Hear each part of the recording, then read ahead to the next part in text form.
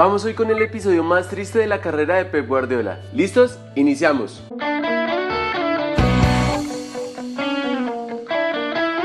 Bueno, la historia es muy sencilla. Guardiola salió en 2001 del Barcelona, camino a Brescia, en Italia, ya con el objetivo de pasar sus últimos años como futbolista adquiriendo conocimientos para volverse entrenador. Pero el problema fue que en octubre de ese año, después de un partido contra el Piacenza, Guardiola tuvo que pasar una prueba antidopaje. Y adivinen qué. Salió positivo por nandrolona, una sustancia prohibida en el fútbol. Luego, en un partido contra la Lazio, en noviembre de ese mismo año, Pep volvió a dar positivo por nandrolona y tras ese segundo caso de dopaje fue suspendido por 4 meses y tuvo que pagar 50.000 euros. Bueno, pero todo esto se logró solucionar en noviembre de 2007, cuando el Tribunal de Apelación de Brescia absolvió a Guardiola, que en ese momento ya era entrenador de las divisiones inferiores del Barcelona. Bueno, y esto se logró porque los abogados de Guardiola lograron probar que el cuerpo del ahora entrenador del Manchester City producía más nandrolona de lo normal, el cual es un esteroide derivado de la testosterona. Para ese año que Guardiola logró la absolución, ya había jugado en la Roma, había vuelto al Brescia, había jugado en el Al-Ahly de Qatar y había jugado en los Dorados de Sinaloa bajo la dirección de Juan Malillo. Seguramente le aprendió muchísimo a Lillo porque él acá en el fútbol colombiano ha probado su valía como entrenador.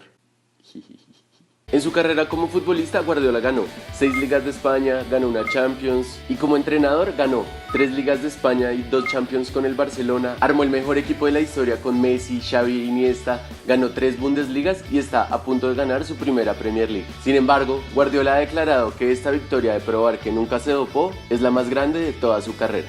Bueno, eso fue todo por hoy. Si les gustó la historia de Guardiola, dennos muchos me gusta, suscríbanse acá abajo en el botoncito rojo y déjennos en la caja de comentarios qué otras historias de futbolistas o entrenadores les gustaría conocer en este canal. ¡Suscríbanse!